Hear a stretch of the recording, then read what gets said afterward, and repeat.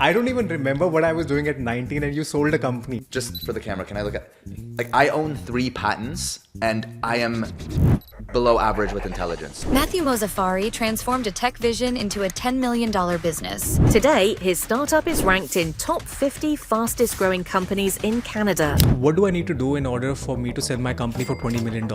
That is a game of chess. It's learning how to take advantage of opportunities and how to make opportunities from other opportunities. To build a business and to scale it up, you need 3 things. Number 1 is knowing your market. Number 2 is solving a real problem. And then finally, it's being able to... I helped Starbucks learn about what their customers buy and why they don't buy the other things. Is there any other institutions as well that we can reach out to in order to get funding? There are hundreds of government loans, government grants that you can get for free work, free support, and liquid cash that you can get in Canada right now to fund your business. BDC is a very popular institution that gives loans out, 10-year free interest loans. That's $100,000. OntarioCreates.ca, they give cash to creators. Family offices can bring in more money for you than a VC. Are you against having partnerships in a business? I wanted it intentionally to be with just me because I wanted to learn. What if in between that you realize, okay, so I'm really good at these 2 things, but I suck at the third thing?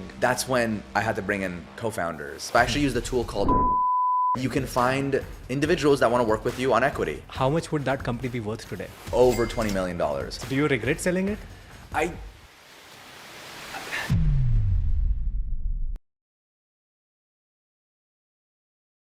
All right, guys, really excited to have you, Mathew. Thank you for having me. I appreciate it. And really excited because today we are going to talk about, you are somebody who has started a business at a very young age and you sold a company at 19 years of age. Yeah. For $650,000? Yes. I mean, yeah. I don't even remember what I was doing at 19 and you sold a company. Yeah. So like, I want this conversation to be about that, how to run a successful business and what all things would somebody need in order to make a business successful in their 20s especially. Yeah. So this kind of a conversation is going to be around Yeah. all that, like how to build your team, sales, tech, how is AI going to make a difference in the world, and what we can do in order to grow our business scale with the help of AI, even if I don't know coding at all. Of course. Yeah. So let's get started. Yeah. I mean, thank you for having me, first of all. And thank you for organizing all of this. It's a beautiful studio. I loved what I did at 19. And it's such a great fluff piece. Like anytime I throw that around, people are impressed. It's an amazing achievement. But I knew from that point that I wanted to do more.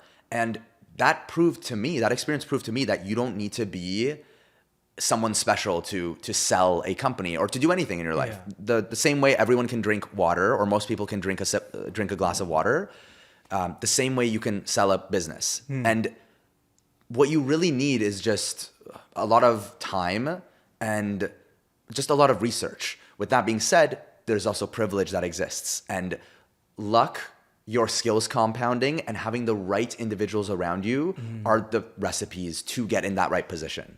Yeah, but I think like somewhere around 19 years of age, that is the kind of you're lost. Like any person of that age is like pretty much lost and has no way to understand, okay, this person has a right influence on me or not. 100%. Right? So give me a little background of your upbringing. Where did you come from?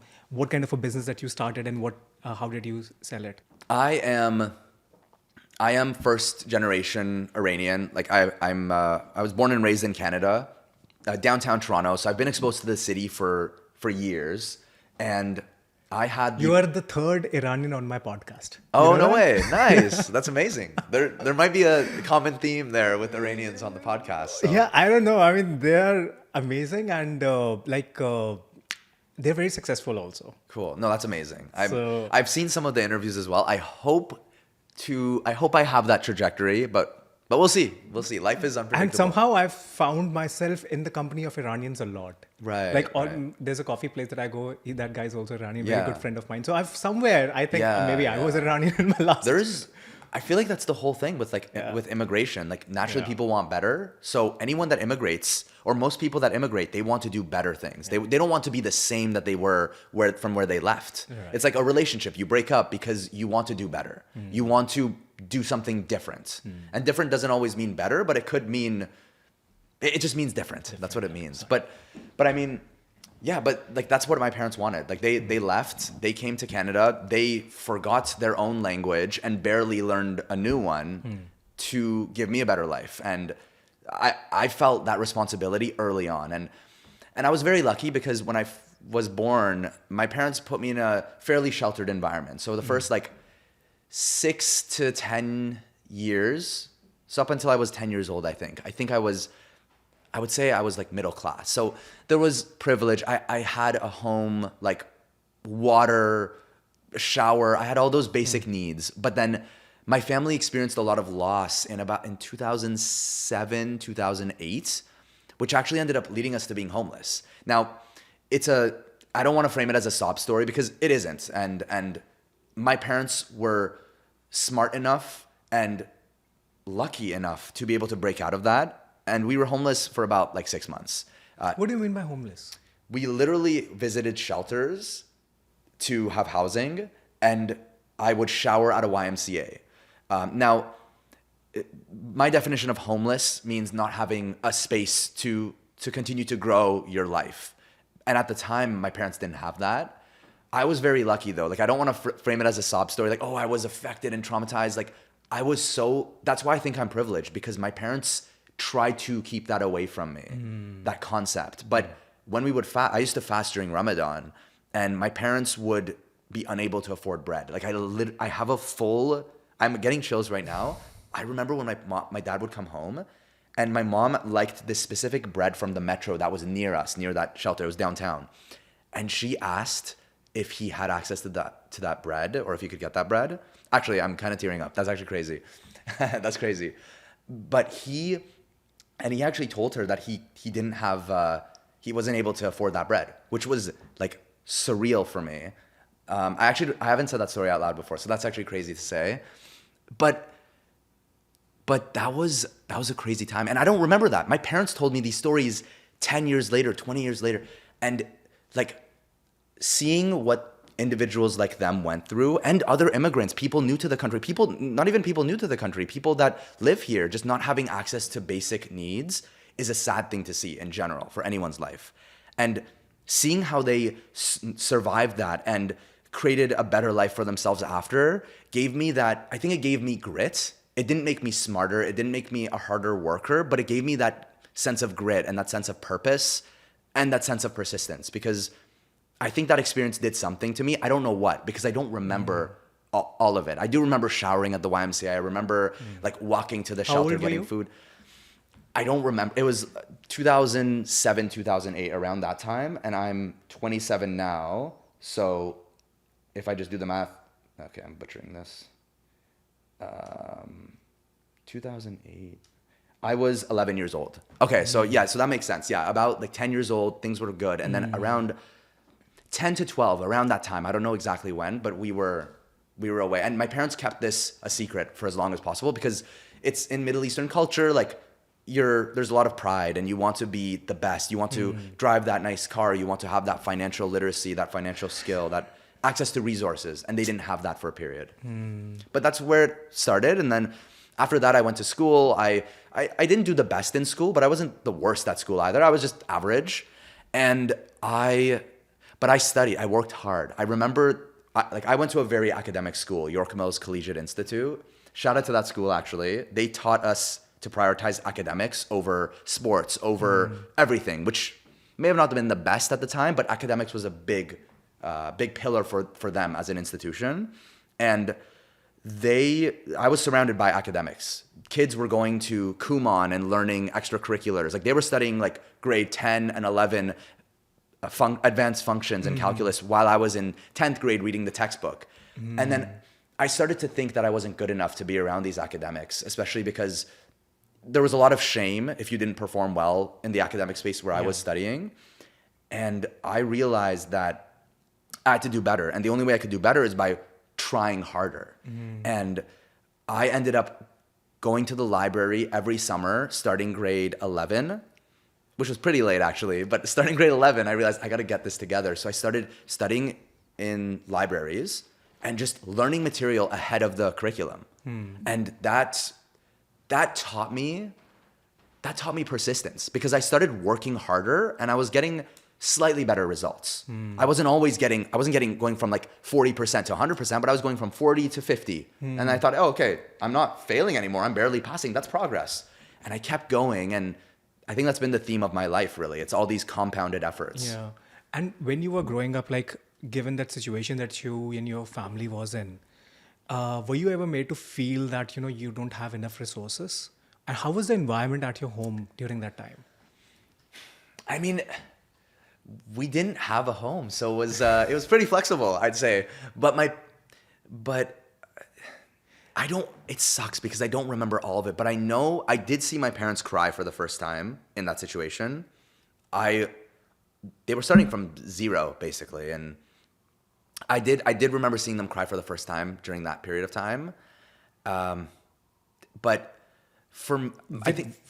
did that help you to think that, I need to do something about my life? I need to, or that was not a intention at I was all? too young. That's why I don't think I was like traumatized or have some crazy story from it. But the takeaway was seeing the pain that my parents experienced. And I think that lack of accessibility to resources is what scared me. And it's what made me realize that my parents are humans. They're not Superman. They're not someone that can swoop you off your feet and save you. They didn't have the luxury of being that for me. I know some parents become like the inspiration for their child, or they become like that leader for that family. But unfortunately, my parents weren't that for me.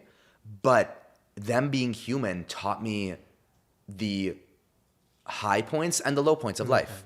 And I think that allowed me to accept it as a situation, like any other situation, which has made me very level-headed for the worst and best situations.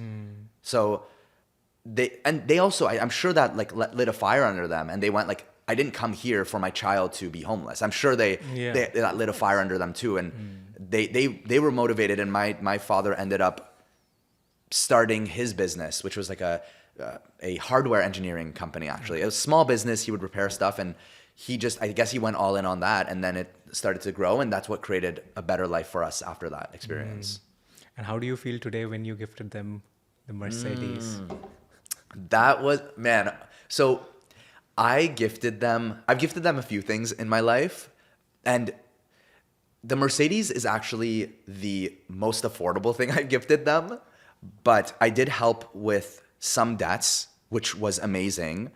But the Mercedes was arguably more valuable to them than the debts, because it was the first time I think they felt in a long time where they had something tangible that was luxurious, because they always would live consistently, even now, below their means. They're always worrying about the costs of things. They're frugal. They want to think about the future and save. And I wanted to give them something that you only really get if you have a very strong foundation. And my mother and father always saw Mercedes in Iran. Like, wealthy people only drove around in Mercedes.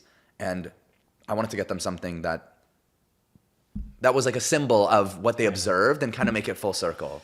But that was a great experience. I loved it. Yeah, I remember you telling me the other day when I think it was the day before Christmas. Yes. That you wanted to gift them. Yeah, so I bought it, and then I actually put it in the Mercedes lot for 2 months. I asked them, I'm like, can I just park it here? Because I don't have parking So space. you already bought it, but you never gave it. I literally had it waiting in the Mercedes-Benz dealership for 2 months. And then on the 23rd, they told me to pick it up. And I've rented cars before. I've driven nice cars before. But it was so cool to be in something that is for them.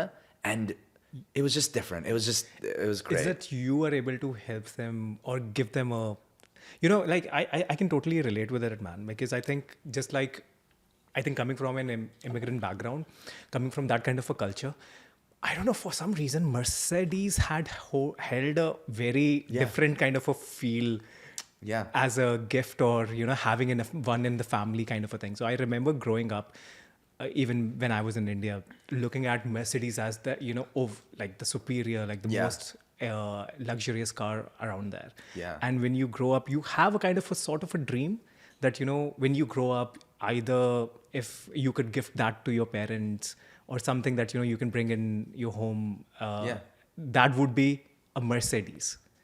Yeah. So I remember. For sure. I mean, because of my situation growing up, I was taught to not value the physical world. Like, do not worry about wearing brands. Like, who you are is more important. And I learned that the hard way. But my dad doesn't admit it. He doesn't care. Like, he doesn't care about brands or anything. Like, he's not like physical like that. But my mother and my father, I know subconsciously they always wanted a Mercedes. And my mom she even talks about it. She loved Mercedes. Even a year ago, before we got it, I actually took her to visit the Mercedes-Benz branch just to see what she would like. So, and then I made sure a year later to get it, just to keep it unexpected for them. Oh, but nice. but yeah, it stands the test of time. Like, the Mercedes-Benz is driven by leaders, by winners, by people that have done something great. At least that's what they brand themselves as. And I want my parents to be associated to that, because I think they've done great things in their lives too.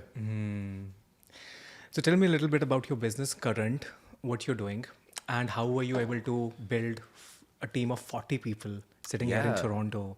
And also tell me a little bit about that. How were you able to sell that company, the first one that you sold, and what you're doing in the business today? Yeah, totally. So I was struggling academically in my university.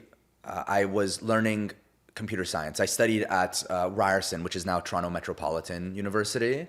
And I enjoyed engineering, because what was beautiful about it was that I could build whatever I could think of. So I wasn't restricted to my physical reality. And I loved that idea. But with hardware engineering, if you need adamantium, you can't get it. It's not real. Only Wolverine has that. It's not real. So that restricted me to the physical world. But with engineering, I could do what I wanted. So I went into that program thinking that I would build a very strong skill set. And I loved my time at Toronto Metropolitan University. But the issue was that I wasn't learning what I felt like I needed to learn. So I started going out of my way. Similar to the students in my high school and middle school learning Kumon, I was spending hours upon hours just Googling jobs in the market when I was in first year and second year, just seeing what is out there. What do I need to learn? What do I need to study? And in an effort to learn, it manifested that company that got purchased. So I ended up building my first app, which was a poker game. And then I loved it. I loved the mobile apps. And at the time, Swift, which is used to code in iOS apps, was just announced. So I thought, hey, I have a competitive advantage if I'm first to market, if I learn. So I learned that language, built a very poor quality poker game. Then I ended up going to a clinic because I had strep throat. And TMI, but I would get that often. And the wait time was absurd. So I ended up deciding to build an app that would just show wait times in clinics. That's it. And I didn't know how I would do it, but that was where the fun began. I started experimenting with routers, sniffing for MAC addresses to detect the number of devices in an area. And then I found a case study from the University of Toronto, which had a formula for the queuing systems that clinics under the OHIP model in Canada follow. And all I did was just translate that algorithm into code. And then I was able to estimate times with a decent amount of clarity. So I'm not sure if you know, but when you're in a clinic, they tend to double book or triple book people due to cancellations because they want to maximize their revenue per customer, per patient. But that would lead to stress with the staff in the clinic, and it would lead to a very poor patient-doctor relationship. So then I realized that's my pitch. I'm going to improve patient-doctor relationships. I'm going to reduce staff stress, and I'm going to optimize wait times in clinics. I built that sniffing tool, and after 6 months, I presented it to the clinic that I would go to. And the clinic is actually, oh my gosh, I'm blanking out on the clinic. But it's a clinic that I still go to this day. Albany Medical Clinic, that's the clinic. So shout out to them. They allowed me to pilot the project. And every customer, well, not every, but majority of the customers that were technically fluent downloaded the app. And it had incredible engagement. So then they decided to expand it to another branch. And then that's when the ripple effect happened. But for the sale, all I did was walk up to them. I literally talked to the counter. And then when I went in for my next strep throat appointment, I pitched it to them. So it was, I don't know if that was luck, but that was just me being bold, and it worked. It just worked. And after that experience, it had, I guess after like a year, it had 100,000 monthly active users. And, yeah, and then that was when it was just a ripple effect from there. The dominoes all fell. The Keenan Research Center, which is part of St. Michael's Hospital, approached me about the platform, and that's it. The rest was history. But I really didn't do anything insane there. It wasn't anything incredible, but I got the users, which is very attractive to customers or to companies. To the companies. Yeah, but and then I also built a product that worked, a very simple product. And it also has a very real life application to it. So I think you were trying to solve a problem from that standpoint. Exactly. I experienced a real world problem. People were literally complaining to the staff. So I thought, why not solve it? And there are many great books that talk about the same thing. Like there's this book I'm reading called Good to Great. And they talk about how these companies that go from good to great, they solve a very simple problem. They don't overdo it. Anything in this world can be replaced, rebuilt, or reinvented. So just stick to a niche and focus on building something with a simple pitch. Uber is a great example. It's taxis. And you have a great idea when you pitch it to someone and they go, oh man, why didn't I think of that? Because we all think of like, oh man, I wish I built Uber. Like Uber is such a simple idea. And it really was. And it's a $1 billion company now. So it really comes down to the same theme of building something that is simple. And you were telling me something about Starbucks analogy as well. Yes. That's a great question. The sniffing, I told you earlier how I was sniffing for MAC addresses. And I came up with that idea because I was competing at a hackathon at the University of Michigan, which I ended up winning, by the way. So I placed first at that hackathon, and all I built was a Python tool, a Python script, which would... How old were you then? 21, I think. 21 or 22, yeah. Okay. Yeah. I ended up actually traveling across the US, going to hackathons to build my network, which is a whole other story. Okay. But I lost a lot of those competitions, though. But this sniffing tool I ideated on in a competition at the University of Michigan. And this sniffing tool was a Python script that would piggyback off of your Wi-Fi. And if your phone isn't even connected to a Wi-Fi network, but is searching for a Wi-Fi signal, it would collect packets of data about that phone. And companies do this to this day. And when I built that, I didn't realize at the time, but it was highly illegal. Can you break it down in a simple language in terms of like, give an example of a coffee shop or something? Yeah, totally. So the reason I got set up for the acquisition is because of that sniffing. Okay. And back to your example about the coffee shop, the institution that was interested in working with me on the product after it got acquired, they told me that they wanted to use this to learn more about customer behavior patterns. So I actually worked with them to set up a persona builder in a Starbucks in a mall. And all of that fancy jargon really means I helped Starbucks learn about what their customers buy and why they don't buy the other things in their store. And it's scary. I built this actually for the Eaton Center at Starbucks at the Eaton Center downtown. And that Starbucks location would set up their Wi-Fi router. So there's free Wi-Fi in all Starbuckses. And what they would do is detect how many people are entering the store. And with you don't even need to connect to the Wi-Fi. As long as here, I can show you. I don't know if I can hold it up to the camera, but as long as your Wi-Fi button is on, just searching. Right now it's roaming, searching. It's able to be sniffed by other routers. So Starbucks would be able to detect and use a triangulation concept to detect how many people are around the Starbucks area. And if they step within a 5-meter radius of the Starbucks, we would safely assume that they purchased something from Starbucks. And then if they purchased something from Starbucks, depending on the time that IP address of that phone was there, they'd cross-reference it with the time that a purchase was made for an item. And then if they only purchased the coffee, they would listen to that person. And then they would observe it literally as a dot. It would be a dot. It would move to the bakery shop nearby. And using that analysis, they were able to predict, like, okay, X number of people per day are buying coffees, but they're going to this bakery shop beside us because now they're further from our radius, but they're near this competitor.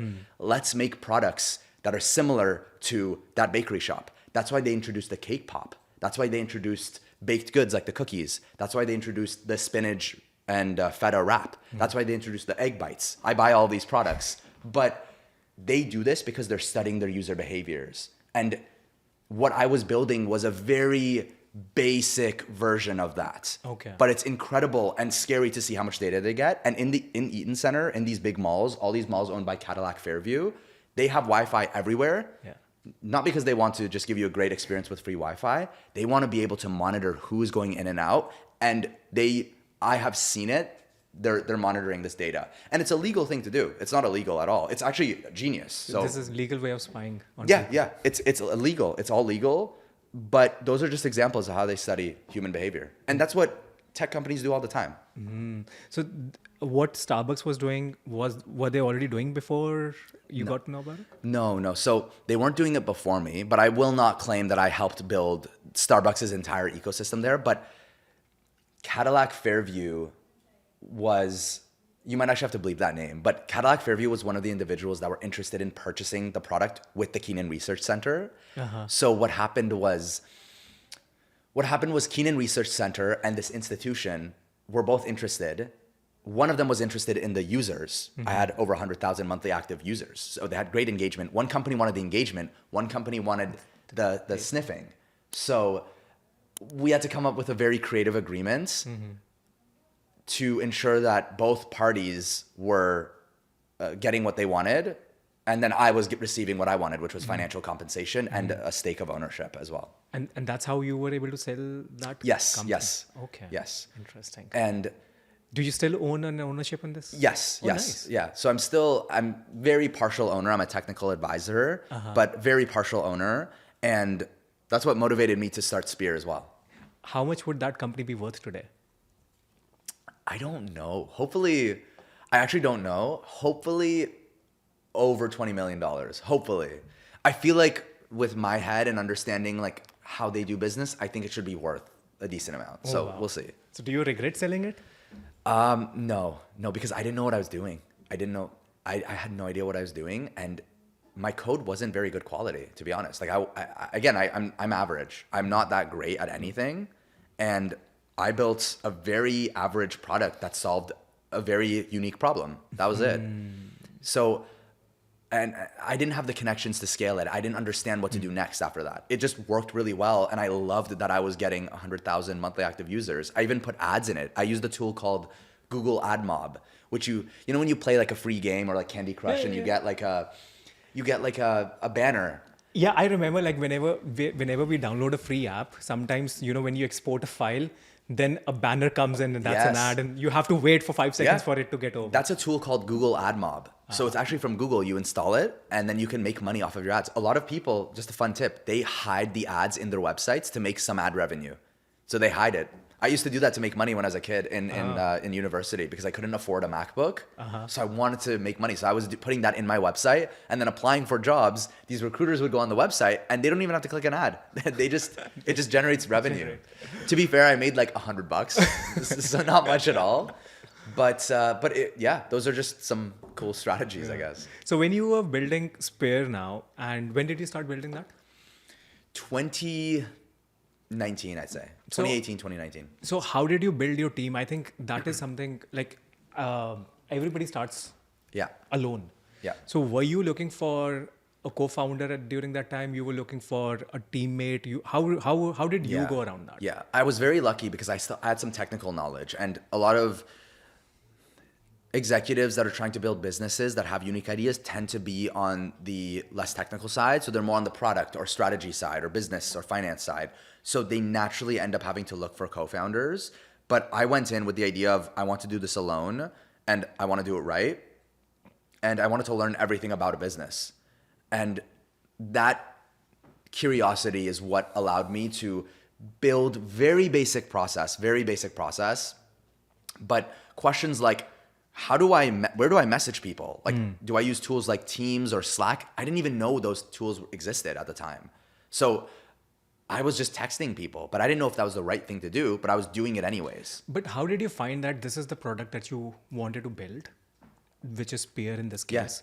And then what was the next step after that? Yeah, so all I knew with Speer was that I wanted to help companies build and solve unique problems. Like that Starbucks experience, that was such a unique real world problem that is solved right now. It's solved like all across the world, they do this. And I wanted to do things like that. So I wanted to be put in the rooms where I could work with businesses that needed support with patents. Because I realized that if someone wants to get a patent or they're interested in protecting their IP, it naturally means that they are more likely working on something that's novel, unique, inventive, something that's different. Now, it's not always the case, but I knew that to get to that customer audience or that market, I needed to brand myself as an organization that builds unique solutions and solves unique problems. And also, I think your unique selling point was also that solving a problem that, how you can own the patent Yes, of the exactly. technology that you have built. Exactly. So was that your pitch? That initially wasn't. That's how I discovered that. Because initially I was going for companies that wanted to get patents or were interested in patents or protecting their work. But eventually I realized that these companies had great products and problems they wanted to solve. Great. But then I realized, they don't know how to get these patents. So that's when I started to dig deeper into licensing agreements, into patents, into acquisitions. Explain patents. In a simple language. Yeah. Because people think that, we were talking about it. People think that it's, oh my God, it's crazy. I have to be an inventor. A patent is so simple. And just for the camera, can I look at, I own 3 patents and I am below average with intelligence. A patent is the process of protecting your work. And anyone can reproduce your patent. Anyone can copy your patent. They just need to tinker it in a small way. And companies do that all the time. But a patent is just a way to protect your work. And the reason it's valuable is because when you get a provisional patent with a legal team, it basically means no one can copy your work for 10 years. After 10 years, it expires. At least in the US and in Canada, that's how that works. So when you get a provisional patent, you're able to protect work for 10 years. No one can touch it. So that gives you the room to breathe, to experiment without worrying about someone being first to market versus you. The other reason why a patent is important, not because you have this flashy thing you can throw around and say, hey, I have a patent, I'm such a genius. It's to set yourself up for an acquisition in 10 years. You don't want to get a patent just to say you have a patent. It's great. It showcases intelligence. It shows that you're an out-of-the-box thinker, you're dynamic, but you can't do anything with it unless you license it out or you're set up for an acquisition. So patents are great if you want to be able to compete with others in a monopolized market, or if you want to compete with others or at least if you want to give yourself a fighting chance against those monopolies. And a patent sets you up for long-term success because then you have a better reason to be acquired. You have a better reason to introduce more revenue streams with licensing agreements. And it just makes your company look good for branding and marketing reasons. What kind of industries, what kind of people can get their product patent? Has to be just a product, or is it the back-end channel, or is it also possible for a service-based industry also? You can patent in any industry. There are some hardware patents that I'm not as familiar with, so I won't comment too much on it. But you can patent and protect your work in any industry. If you're releasing a food or beverage, you can't necessarily protect the ingredients, but you can get certain certifications to indicate that you meet certain requirements, which make you eligible for protecting that product in different ways. Sometimes when, let's talk about a food industry, and sometimes they say they have a secret sauce. Yes. Is that patented sauce? Would you call it that? You can patent it. Yeah, that sauce is patented, but they are you need to get it FDA approved. Every single product needs to be FDA approved. So if you have a secret sauce and it's FDA approved, it's not something novel. So it's very contradictory. It's more of a that's more branding. Okay. But then when you're patenting work or IP or what you produce, you're protecting more of the marketing, the branding, the terminology, and you can mask those ingredients. Yeah. But the FDA always needs to approve it. And the FDA only approves things that are government regulated, things that are safe for human consumption, things that haven't been abused in the past. So it's very redundant and contradictory because technically, if the FDA approves it, it means it exists already. It's in the market. You can purchase it. It's commonly used in other products. So everything is FDA approved. It's all really about the marketing and the branding.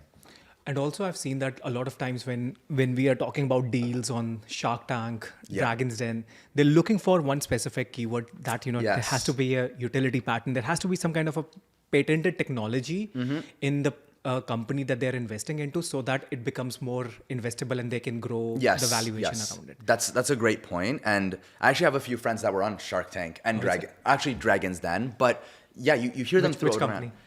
I can't say. I can't say. But I actually went to the viewing of the company. Oh, nice. But Did they get the deal or not? they did, and it's interesting how they do it, like how these companies do it. Because I learned a lot about how Shark Tank and Dragons Den structure their deals. I'll be vague about it because I know about the terms that these three individuals went through, and some of the terms are they're very shady. They're not good terms, but I'll talk about it in a moment. But to answer your initial question, I'm sorry, I totally blanked. What was your initial question? Like when they go into... The utility patent. Yes. patent. So that's an example of marketing. Getting a utility patent is great and it's important. You should be getting it. But the reason these companies strategically get utility patents is because they've 3D printed something that works really well and they're trying to sell a fad to the market. And when you sell fads to the market, like a Scrub Daddy, for example, it's literally a sponge with a smiley face on it. Yeah. There is no technology behind this tool besides the way it absorbs and expands and condenses when you squeeze it. It's a really cool way that they built the sponge because it does clean and remove debris faster because they have two edges. But anyone in the world can build that. Yep. It's not you didn't find a unique sponge on earth. Like it's not real.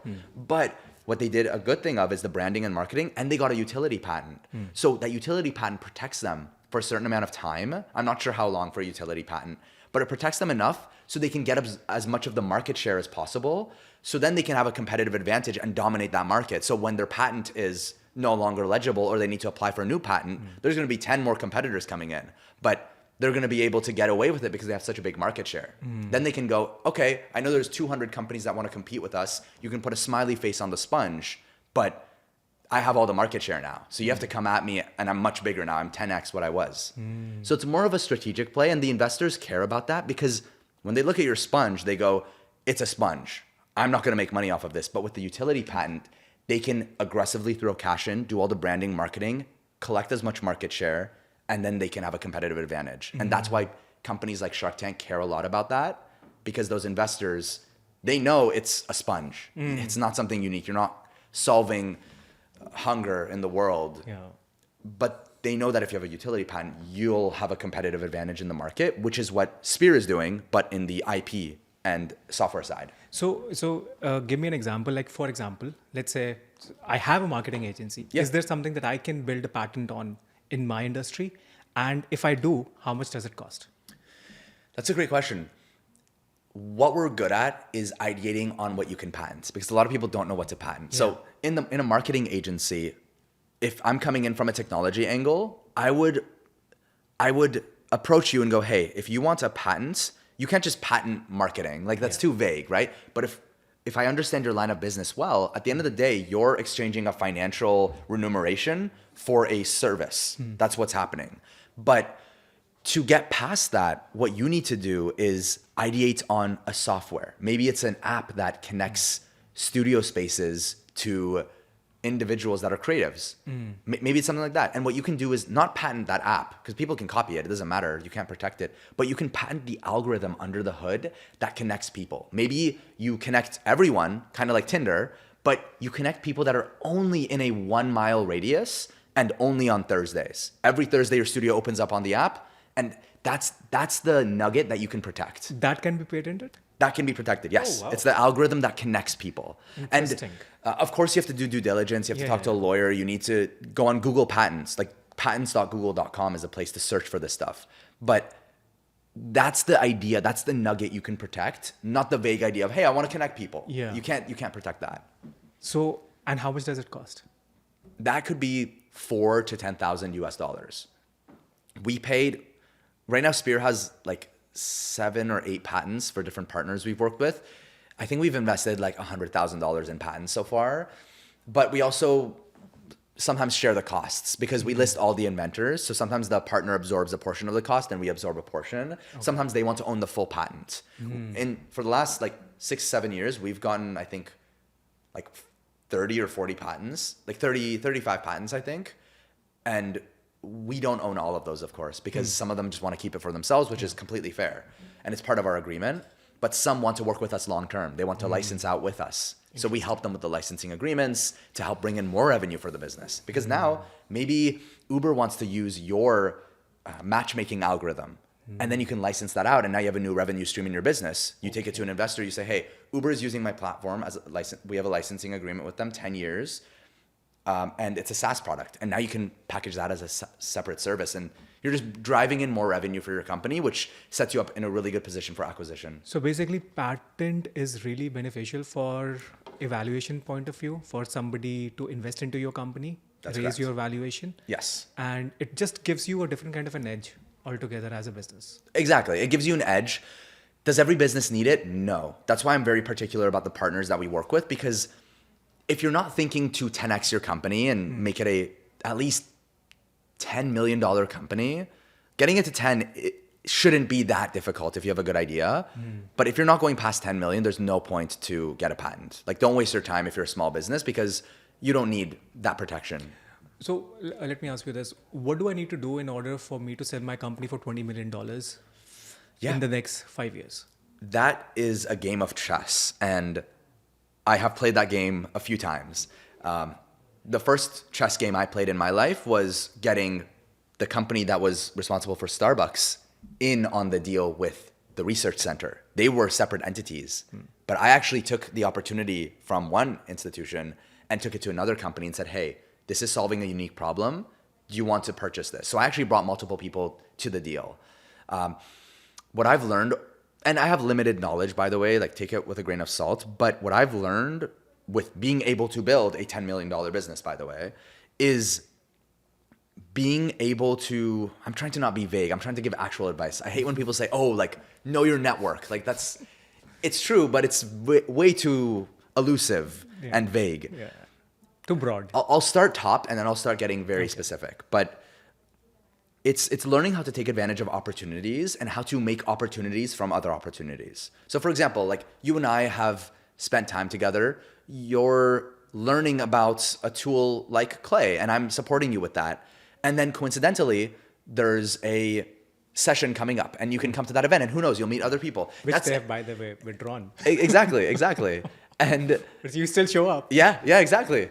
But my whole point is like taking advantage of one opportunity to open up another opportunity. And that could lead nowhere. But it's never a waste of time because you're still building your Rolodex of contacts.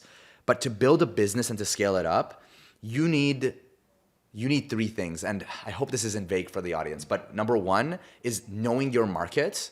Number two is solving a real problem. Like, do not work on a product that creates another problem that you solve for later. Like you should never be doing that. So it's knowing your market, having a good problem to solve with a good solution. And then finally, it's being able to raise money. And by raising money, I don't mean going to an investor and pitching to them. The number of companies that approach me and say, hey, I pitched to BlackRock, I pitched to these VC funds. Those VC funds, they might fund you, but you're gonna need a lot more time, a lot more relationship building. You need to learn how to actually raise money. And that means walking up to someone's door, their business, knocking on the door, asking them to give you a piece of their revenue and their money for your support, for your service or your product. And if you can't do that, you should not be in the startup space because you can't raise money. I went door to door to these clinics. I got like yelled at. I got like absolutely roasted. You just got to take it on the chin and keep moving forward. But raising money is important. Give me a sales pitch about this. How would you do this?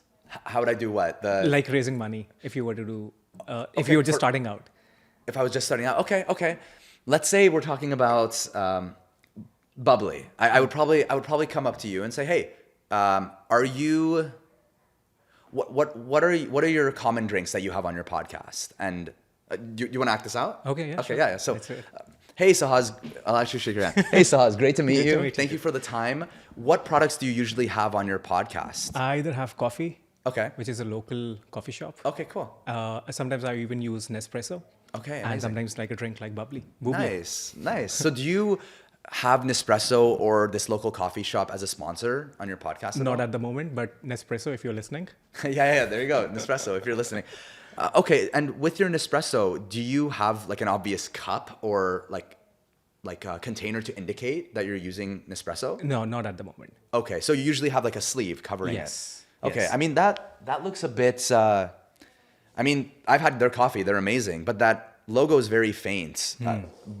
Bubbly actually has a very bright logo. It's very obvious, and I work with them. I'm actually one of their sales representatives. I think we could potentially discuss a collaboration and get you some funding. Maybe you could get a sponsorship, and you could just consistently have Bubbly. It's very obvious. It's not a light colored shirt like my shirt. It's a bright red, and you can take advantage of this. And we can not only have you consuming this product, but in return, maybe we could sponsor you for a couple grand.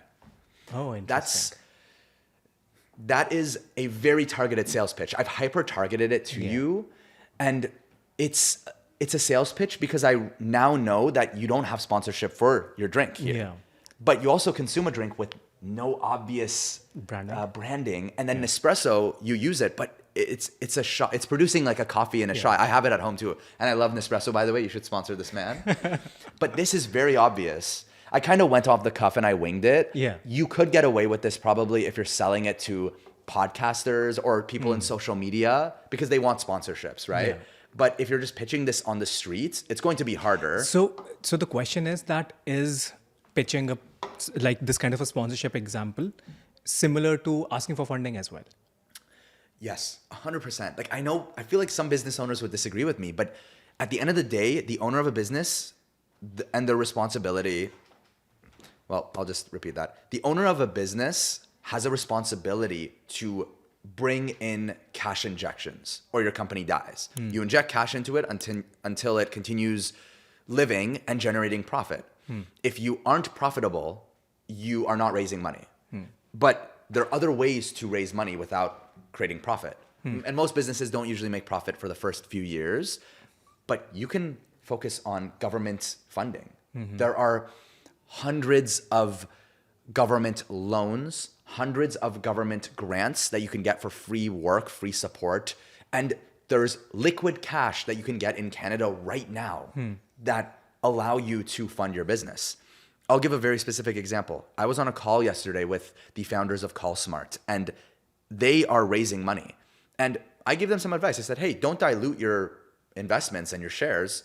Use BDC. And I think VJ is actually part of the BDC. And BDC is a very popular institution that gives loans out, 10-year free interest loans. And that's $100,000. They give out large sums of money. And that's just one example of a company that funds other products. OntarioCreates.ca, they give cash to creators to fund their initiatives. YouTube has a Canadian funding program where they fund YouTube videos and YouTube creators. Taryn actually does that too. Oh, nice. So people need to be good at researching because the internet has given us so much knowledge that if someone comes to me and says, hey, I don't know how to do this, you got to Google it, man. Like honestly, like the abrasive and aggressive answer is Google it because there's so much knowledge on the internet. And I learned all of this just by Googling. So raising money it shouldn't be one dimensional. It shouldn't be about going to BlackRock or raising profit. That is exactly what my question was, because a lot of people think when we are talking about raising funds or looking for investors, you think about BlackRock, Y Combinator, you think about the biggest of the institutions. Is there any other institutions as well which are more private, more smaller that we can reach out to in order to get funding? Yeah, I mean, I'm just going to shout out, like, there are smaller firms. Like, we've worked with this firm called Olive Tree Capital. They're basically a family office. And for those that don't know, a family office is similar to a VC firm, but the difference is that they manage private funds that are basically from wealthy families. In simple terms, that's what it really boils down to. And there are large family offices, but there's small family offices, and they do private investment. That means less dilution. That means less oversight because they have they're a smaller business. They're ready to be more involved with you and more opportunity. Family offices can bring in more money for you than a VC. A VC has way too much red tape, and there's a lot of audit and due diligence processes. And if you're a business owner, because you enjoy the flexibility and you want to create and follow your vision, you might be better off going towards the family offices and just literally Googling family offices, or trying to raise money with Canadian institutions. Like you could go on the Canadian Business Benefits Finder. That's a real website. People can Canadian Google. business? Canadian Business Benefits Finder. And you can literally filter for grants that meet your company size.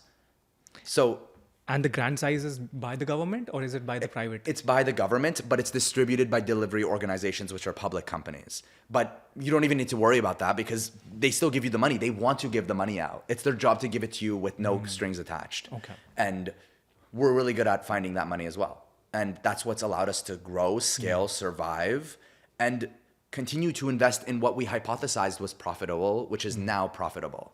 So what you're really doing is just buying time as a business owner. And these tools are real tools people can use. And if you use Google, you'll find the same stuff I shared with you. I'm not some wizard.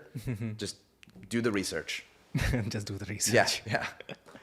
Okay, so my next question is basically something that you talked very specifically about, that you were very sure that you don't want to have a co-founder in your company. Yeah. And what I've also realized is that if you're trying to build a tech company and you don't have a tech background, then it is important to find a co-founder who has a bit of a tech background. Yes. Do you agree with that? 100%. But since you were already a tech founder yourself, Yeah. your tech background you had, so which is why you thought not of having one. Yeah. But in general, are you against having partnerships in a business, or you are open with that?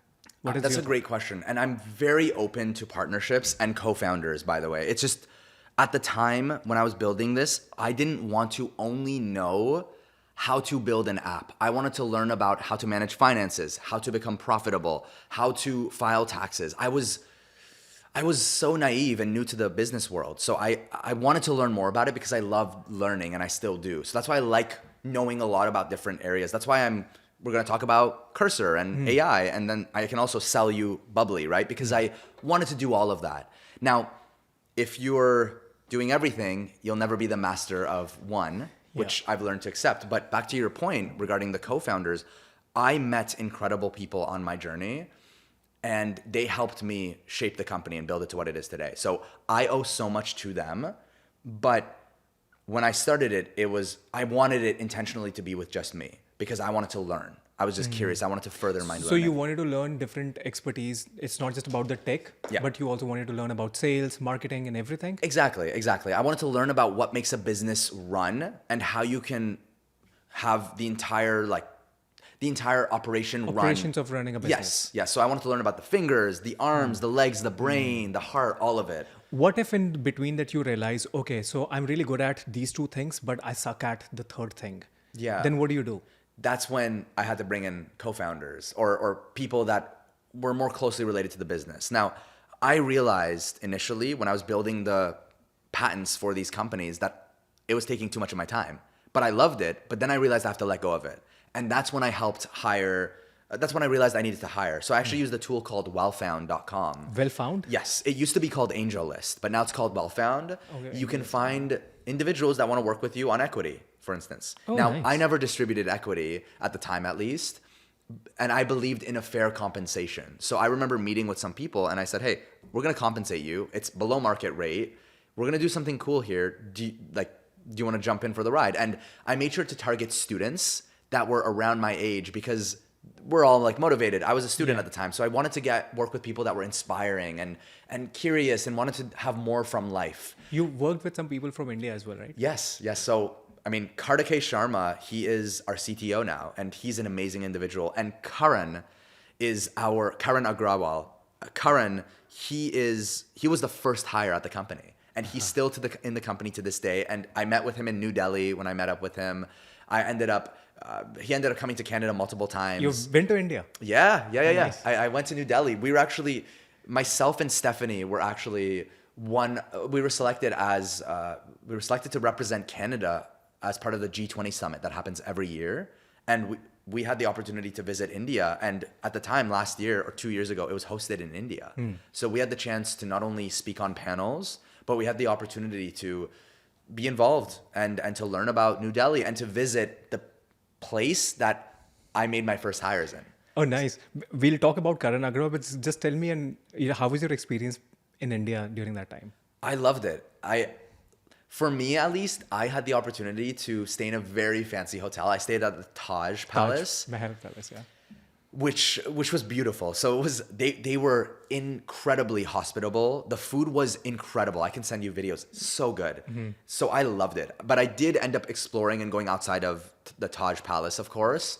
I ended up going to Connaught Place, Chandni Chowk. Chandni Chowk. Yeah, I have pink shoes that I bought from a Nike retailer in India, in Connaught Place. Connaught Place, yeah. And it was during the storms, the monsoons. So I was seeing kids like showering in the water, like running around, but it was beautiful because it was a culture shock for me. And the truth of the matter is, like, people live different lives, and I loved visiting and exploring, and I loved it. To be fair, I did spend a sizable amount to stay at the Taj Palace, but it was also for my own comfort, and I still loved it. I still enjoyed my time there.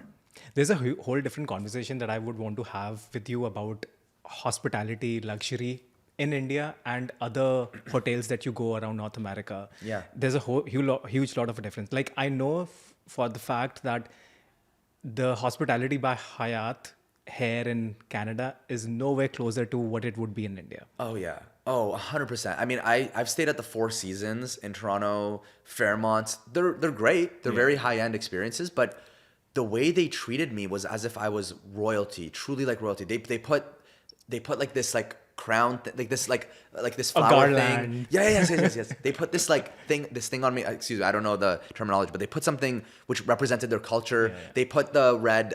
They put that on me.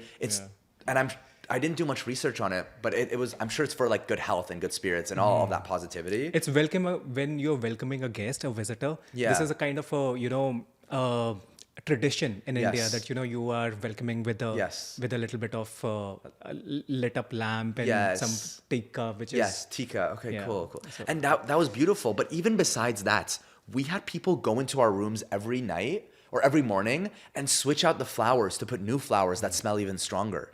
They had people that were like, if they saw you in their vicinity, they would lightly follow you and trail you just in case you needed something or you didn't know where to go. They set up cars for you and vehicles for you at any point. Very they would switch out the blankets, the towels, everything. Here I find the hospitality is just do it yourself. Yes, the difference. exactly. Even at the Fairmont, like I stayed recently, it was great. They were very polite, very respectful, but at the end of the day, you're there because you have influence or wealth or some sort of status, and they treat you assuming that you will reciprocate that status or wealth back to them, which is okay. That's the price. That's capitalism. Yeah. But in India, it's like they went out of their way 10 times that, 10 times of going out of your way. They were incredibly proactive. They were so kind. They were so polite. And I mean, maybe it was because of the G20 summit, because we were representing and speaking, but I feel like it was with everyone from what I saw. Everywhere. Yeah. Any hotel, any good hotel that you go in India. I think next time, whenever you're going to India, you should definitely visit Rajasthan, Jaipur. Okay. That's they have the palaces converted into 5-star hotels. Wow. So real palaces. I would go back to India. I would visit. I think Goa was the island or like the warmer area. Yeah. One of my friends, he's from Goa, and I wanted to visit there. At some point, I will. It's beautiful. It's beautiful. Yeah. Okay. Going back to your first hire, who was Karan Agarwal. Yes. So the funny story is that I basically realized I wanted motivated people. So I went into Facebook groups with students, and I would post stuff on these Facebook groups in universities in India. Because coincidentally, I thought, and I used to work other jobs, and they would outsource work to India. So that was my learning. I was like, okay, I'll outsource it to India. Yeah. So and there's an incredible IT talent in India as well. So I decided to outsource it. I messaged people on Facebook groups, and I was paying very fair wages. To this day, Karan will say, I paid very fair wages. It was still under market rate, but I did not underpay because I was outsourcing. I just needed someone to help.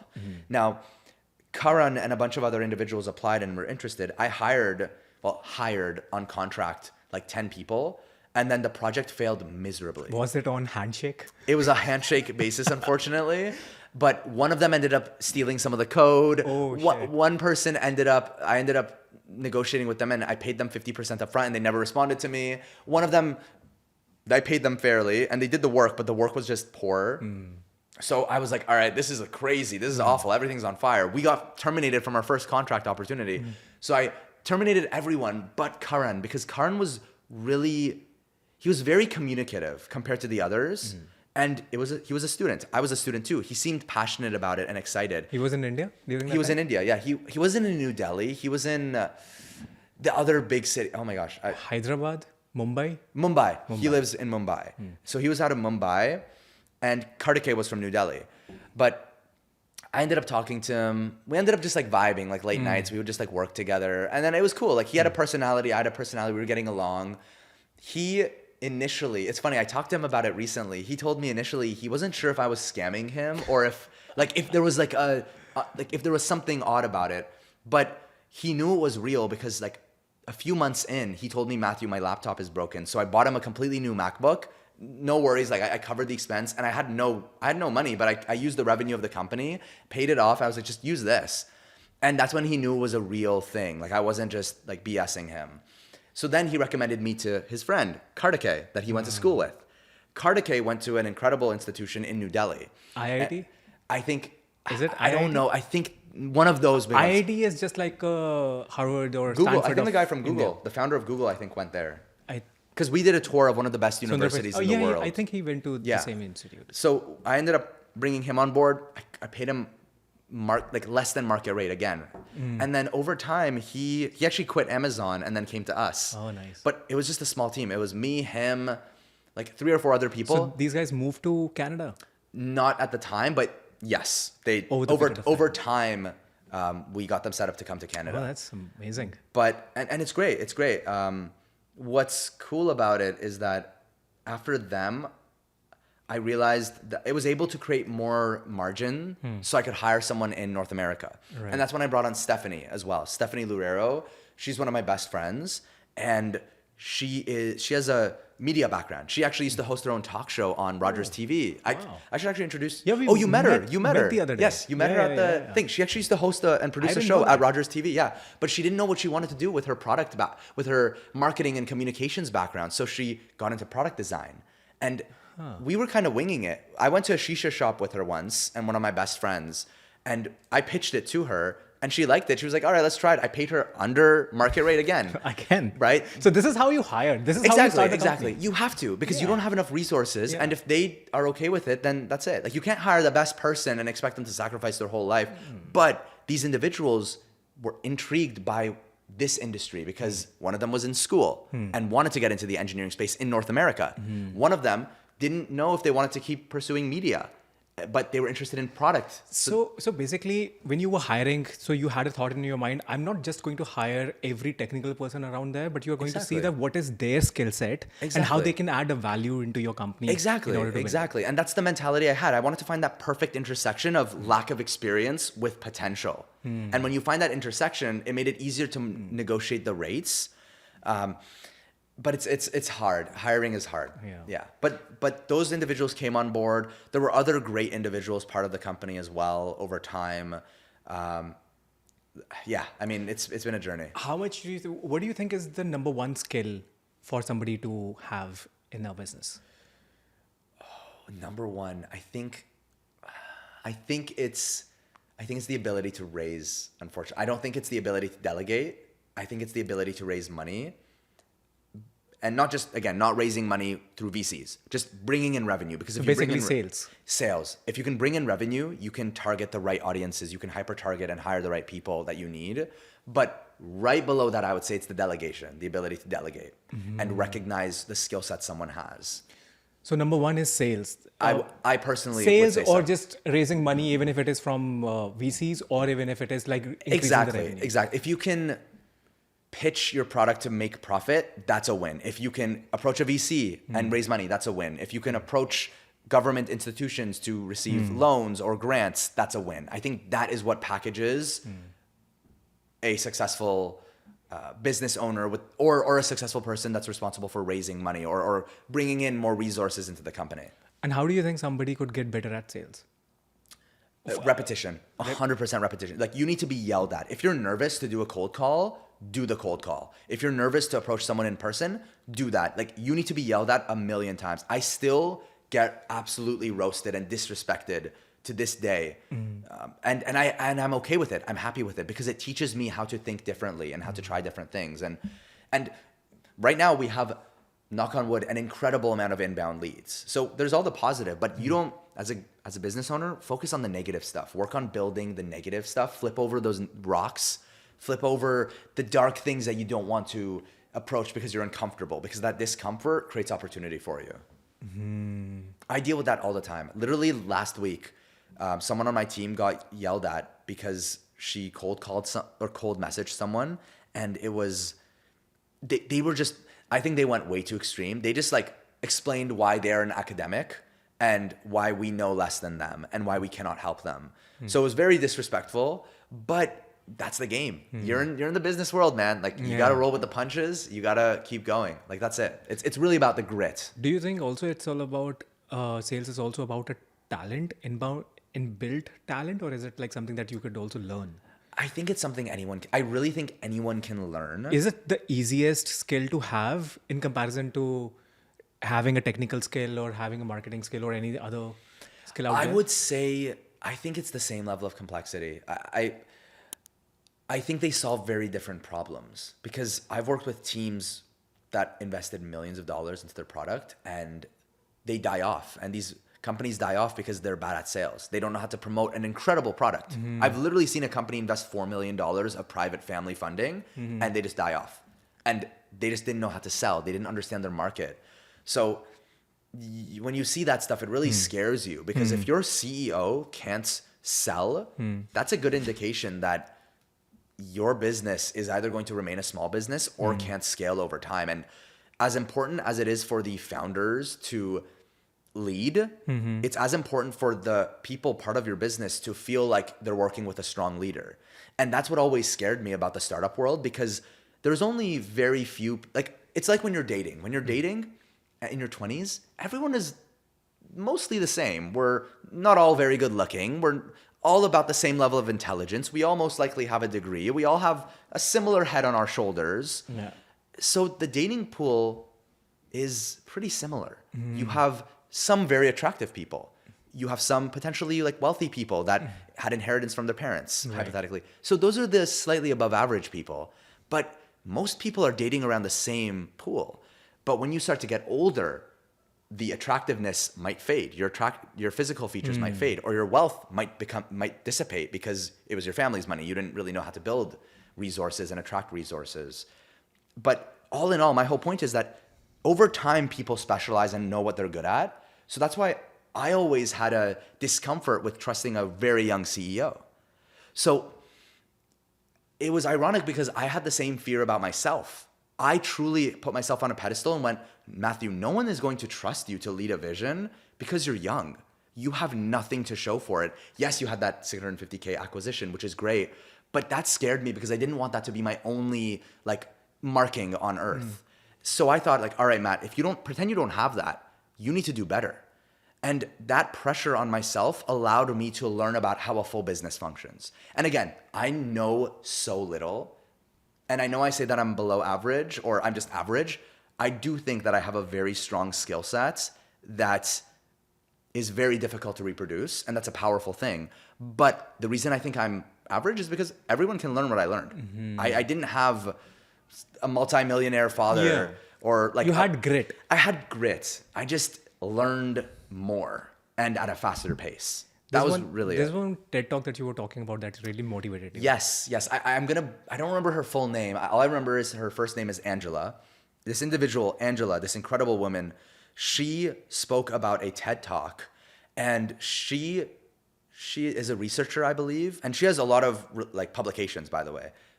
She released a study where she had a bunch of students in middle school and high school do a bunch of tests. It was math tests, science tests, whatever. And she observed their performance over like a 10-year period. And the students that did really well academically did well in the future, but she noticed that the individuals that performed very poorly and continued to study and learn over time, they were able to get to the same success point as those individuals that performed well academically consistently.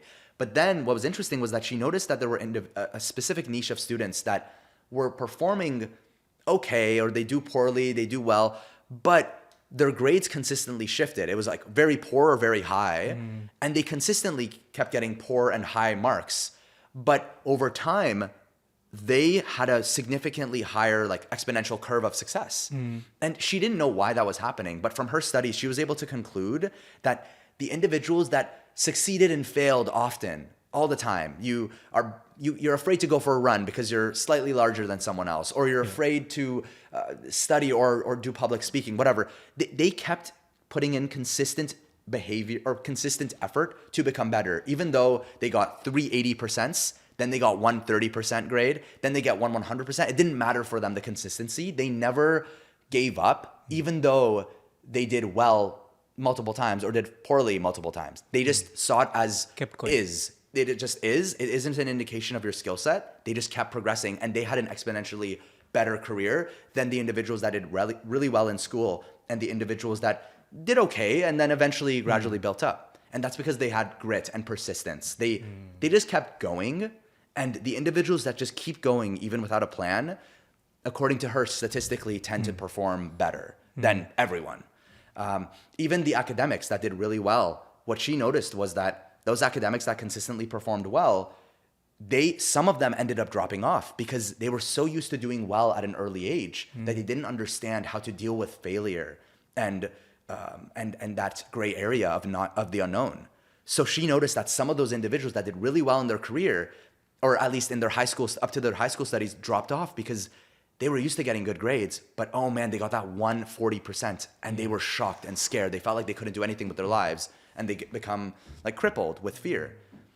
So she noticed that differentiation between those groups. And that was what my physics teacher in 10th grade at York Mills Collegiate Institute showed me that video. And I was doing awful. I was like failing physics. And he showed me that. And that was one of the most impactful conversations I've had with my physics or with a teacher. And that changed my perspective on failure. Wow. Yeah.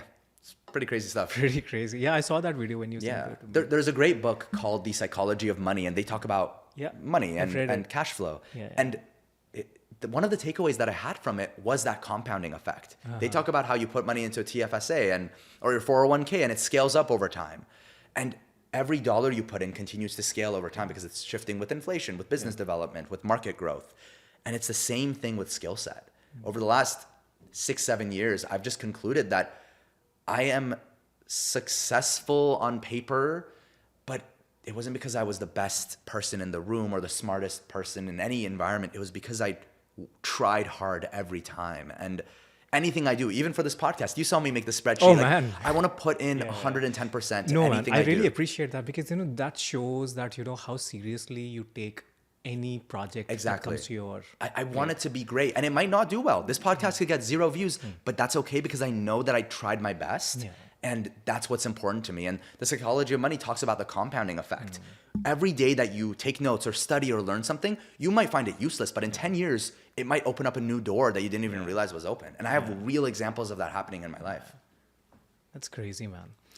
Okay, let's shift a little bit of gears. Now, I was thinking that a lot of people don't usually think that, they need to have a coding experience or a technical knowledge or something.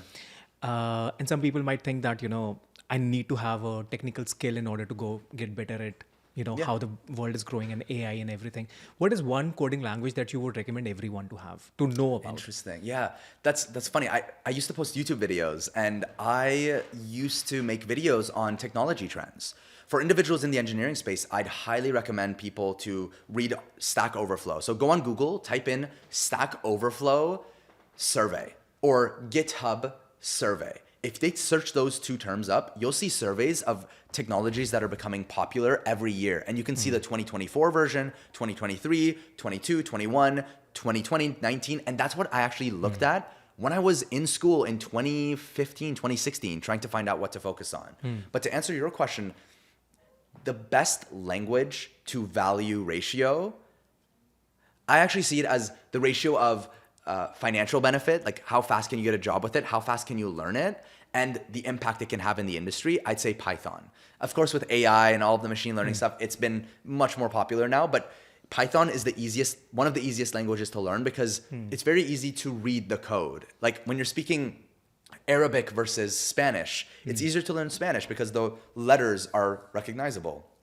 Arabic is harder, but Python is like Spanish, and C++, Java, JavaScript arguably is entering Arabic. So it's easier to pick up Python for beginners, and I highly recommend that tool. But recently I was also listening to Mark Zuckerberg saying that, maybe in the 6 months from now, they're going to they might not require any coders of the initial beginner set of coders anymore, because most of the jobs are going to be taken by AI. So do you believe that that's going to happen? That especially, and now giving that example also, like recently what happened was in Infosys in India. You know Infosys? Yes. So Infosys in India. Are they a firm? I think they're a consulting firm, right? It's a software consulting firm. Yeah. So they have around 50,000 people employed. Like they have their office here in Canada as well. So what they did was, so usually like when I was in college also, so the software companies like Infosys, TCS, they come for the placements. Right. And they hire from the colleges as well. And so they hired some students from the college, and I think the moment when they arrived there or something, they had to say them, okay, bye, Tata, we don't need you anymore. Maybe the work, maybe the kind of skill set that they were bringing is already replaceable. Yes. I don't know what was the exact matter into it. Of course. But what I've also seen from the other news articles is that, your skill is going to be very irrelevant, especially when you are a very beginner in that stage. Yes. Very beginner or intermediate, because he also specifically mentioned intermediate. Mark Zuckerberg. So do you think that AI could take a better chunk of your opportunities when you are a coder? Might as well learn something in terms of AI prompt engineering or something? Right, and that's a great question, and that's the market in general. Do I think AI is going to replace engineering? Yes. To the full extent, no. But what I know for sure is that it's going to replace engineers. I know companies that do layoffs right now because they just have AI that can code for them. So yes, but that shouldn't spark fear in anyone. That should create more opportunity. And if you are a beginner and you know Python and now it's being replaced hypothetically, which it isn't, but it's getting replaced, don't sit in a corner and be sad about it. You should go on Wellfound. You should look for companies that are smaller. Which found? Wellfound, the same website that we talked about for startups. Go on Wellfound. Look at startups that have less money to spend, that aren't knowledgeable about AI, and work with them. Get equity from them. Your financial literacy and financial wealth can grow over time. And start with those companies. And then over time, they're not only paying for you to learn, but they're paying for you to become an intermediate engineer over time. And then that could position you for an opportunity with Facebook or those FANG companies. On top of that, AI might replace beginner engineers, but take initiative to make your resume look good. Like go to coding competitions, go to hackathons, build projects, network with people, and that relationship will never be replaced. That network connection will never be replaced by AI. On top of that, again, like every closed door has a new opportunity. Take this time and try to learn about prompt engineering. Try to learn about how AI works, and then you can use Python to build those AI models that replace other engineers. You know what I mean? As grim as that may sound, yes, it's replacing traditional skill sets. But if you learn one thing and stay stagnant, you're going to be replaced over time no matter what industry, right? Like banks right now, you can get a $100 per hour contract rate. And we've had banks approach us for $200-300 per hour that we can bill because they want us to migrate their Java code into more modern frameworks. These companies, these banks, these businesses, they're dying off because they relied on a team of engineers to build a huge JavaScript a huge legacy code platform, and they didn't think about the future. So they're in a really poor position now, and it's not because of AI. If you're stagnant, you're going to be in a poor position your entire life. And I think that fear is laziness, unfortunately. Maybe it's too bold of a statement, but I think it's just laziness. You can't be replaced. Your DNA is unique. You can leave a beautiful mark on the world. find avenues, and using well-found, like playing your card right. Those are the best ways to do it. And I hope I didn't speak in too many metaphors. No, that's but fine. And I think it also, you're absolutely right. Like, instead of thinking about that AI is going to replace you, think about the solutions that you can create with the help of AI and bring your own business model into existence from that. Exactly. So, like, for example, I was just reading that there are around 70,000 new startups in AI in the past few years. And I was reading around until 2030, I think this AI valuation is going to reach up till $1.7 trillion. Yeah. That's crazy to think It's about. crazy. And that will happen. But something important to think about as well is that the reason its valuation is growing is because more companies are believing in it, which means more companies are using it. Yeah. Most American companies are using OpenAI. There's a lot of memes in the tech world where a lot of people say, hey, I have this unique AI tool. And then they ask what it is. And then it's like the back end is OpenAI. It's all talking to OpenAI in the back end. And that's the truth of the matter. Let's say there's 70,000 new companies with AI in the market. And 25% are American. Yeah, 25% are the American. highest. So let's say we have that's like what, like 20,000 companies, or I don't know, I can't do the math there, but let's say there's 20,000 companies that are American and it's growing. OpenAI is growing at the same rate, if not tripling, 10xing it. So these companies are clearly using OpenAI, and I do think it's a bubble, and I do think it will burst and correct itself. But it's something important to learn. But you shouldn't be worried about the bubble of the AI tools that are coming out. You should focus on the skill set that builds AI, and that is Python, that is R, that is certain machine learning concepts. There are libraries like PyCharm, like TensorFlow, that are part of Python that you can learn to help build those types of prompt engineering tools. Because this market will adjust, and you need to, what will die off are those AI companies, but the AI skill set will not die off. Yeah. So learning strategically how those, did I mess this up? No, that's fine. Learning about how those tools build AI tools is important, because that market adjustment will happen. And you're right, like 90% of those companies are failing also at the same time. There's like a healthcare AI tool. There's like a pet AI tool.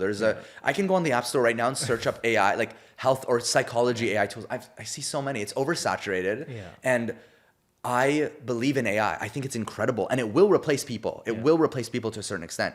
But this is all part of experimentation. Anytime a new concept enters the market, everyone wants to experiment with it, which is a good thing. I'm actually glad it's oversaturated, because then you learn about the failures of other companies. Then you learn about the successes of other companies. You need to learn through experience, and these companies are visionaries because they're bold and they want to learn more. So they're putting their best foot forward. They may fail, they may fall, they may get up, but it allows us to learn from their experiences. Yeah. So what do you suggest that we could do a demo of something which is related to AI? Of course. And something that we can build and see that how totally. anyone can learn without any code. Of course. I'd love to talk to you about Cursor and the power of coding without writing a line of code. So what I'm going to do actually is switch over to this screen. There's a beautiful website called cursor.com, and I encourage you all to download it. There's a 30-day free trial. It's an AI code editor. A lot of engineers use it, but if you use it right, you can actually use it for your day-to-day to build your own website, to build your own games, to build your own tools. And some people use Cursor and sell these tools to others. They build the game or the app and then they sell it to others on Upwork. It's a really common thing. So let's say you download Cursor, you download it for your Mac or your Windows computer. You're then just presented with this black page, and it might look intimidating, but don't even worry about it. All you need to do is click on this here, and then... Is it recording? It is recording, yeah. And then, so, 1 second. All you need to do is click on the top right, and you'll see the chat, composer, and bug finder. Click on chat, so I can go, write me a simple game for poker. That's it. And we'll see what happens, because people don't know like what's simple, what's difficult. They don't know what it is. And as you can see, it's writing all the code. And all I'm going to do is just apply this code, and it will generate a file. So just give it a few moments, and it should be done shortly. There you go. It has a basic game. So all I'm going to do is scroll back up. I'm going to click on apply. And it's generated the code. And all I need to do is just read the instructions. It says how to play, new game, players take turns. It has all the logic here. So in case you want to challenge it or get it to edit the code. Okay. And all I can ask is, how do I run this? And then it's probably going to say, yeah, so there it is. It says, save it as index, but it already did it for me. Run the game, simply double click. So I'm gonna double click. I just wanna make sure this is the right one. Yeah. So all I need to do is click new game, and it generated a new game. I can click check. Player 2's turn. Yeah, and then the other person can click fold. I can bet $100. I can bet more, and as you can see, my money, I'm losing my money. Yeah. But now it's a 2-player game that you can play with poker. Just for curiosity, I want to actually try the Tetris. I want to see what happens. So I'm gonna say, this looks great. Thank you. Now build me a Tetris game, a simple Tetris game. I want to see what happens. And I'm certain it can build it out. So basically, this tool can build any application, not just a game. Oh yeah, you can build a chat, a real-time chat. Okay. Now, the more complex it gets, the more engineering knowledge you'll need. But to start, you need very little. You can upload images, so it takes inspiration and creates pictures for you. Like for example, I didn't give it these images. It just generated these images itself. So you can give it assets, you can upload images, you can get it to do anything. It's incredible. It's incredible. And how do we upload assets if we want to? You just go in and click add context, and you can drag and drop images here, and then you can click on this and you'll see the file names. Okay. Could be images, videos. Yeah, text yeah, files. for sure. So I think this is done. I don't know if the functionality will work that well, but we'll see. So as you can see, I clicked on the apply button, and now it's deleting any poker references in red. The green means yes, so you can accept it all. You can click accept all, and then it deleted all of the poker game. Yeah, and now all you do is go back here. I'll refresh it. There you go. Wow, that's cool. That's cool. And okay, how do I? Okay, rotate. Okay. Oh, see, rotate isn't working. That's a bug. But you can see it's doing it. It's doing it. It's doing it. Crazy. And if it's a bug, if it doesn't work, you can easily tell it, The rotate. rotate doesn't work, please fix. And then it fixes it. That's crazy, man.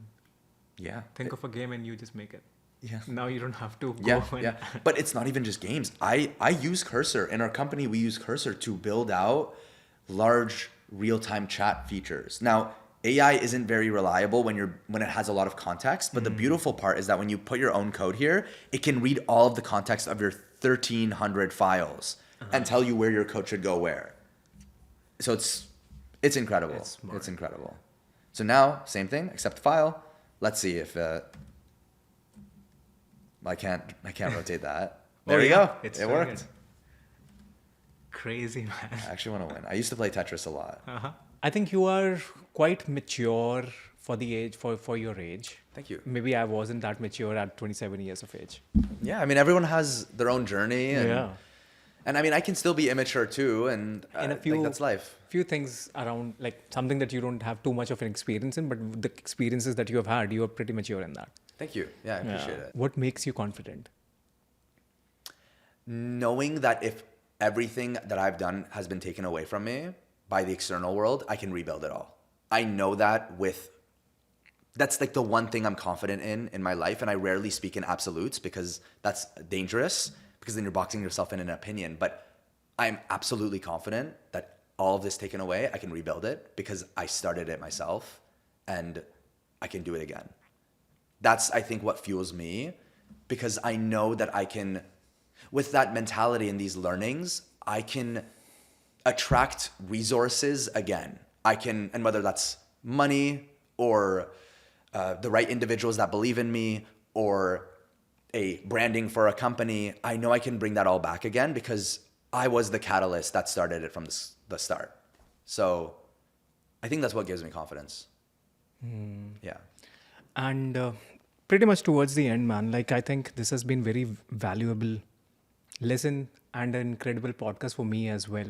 Thank you. It's like, I always say that whenever listening to somebody speak in front of me, especially during the podcast, it's as if like I'm reading a book and the narrator, That's cool. the author is narrating the story.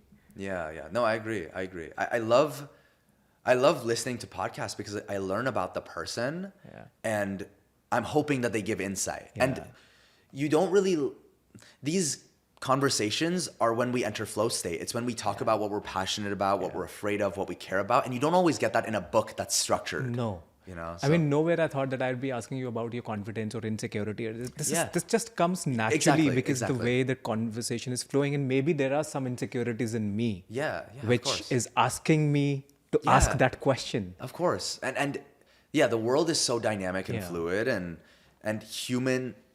our human race is so interesting. That's beautiful, man. Cool, thank you. It you. was such a lovely. I mean, I learned so much. I mean, we had such an amazing demo. All the conversations that we had, such an incredible founder that you are. Thank you. Thank you so much. The story from where you start with and how you are doing right now. I'm so proud of you. Thank you so much. I really appreciate that. And I would want you to come back again. And I want people to, Thank you, who are watching till this time, because it's literally we exploded a lot. But somebody who's watching even till now, I want them to write a comment and tell that if you want Mathew to come back again, because we are going to have a very specific topics in terms of today. We just wanted to cover all the ground related to that. You know, how to start a business. If you're in your 20s, if you have any specific requirement that you want the topic to be about this particular niche or this industry or this particular conversation that you want Mathew to talk about, we're going to do that. So thank you, Mathew. It was a great pleasure having you here. Thank you. I appreciate it. All right, brother. Thank you See so you much. next time. Have a good one. All right. Take care. Thank you for listening to this podcast. And if you're not subscribed yet, then click right now and subscribe, because every week I'm going to post a video or a podcast, and it is going to be about marketing, content creation, and business. And if you want to check out some other videos and interviews, then here are some of my recommendations for you.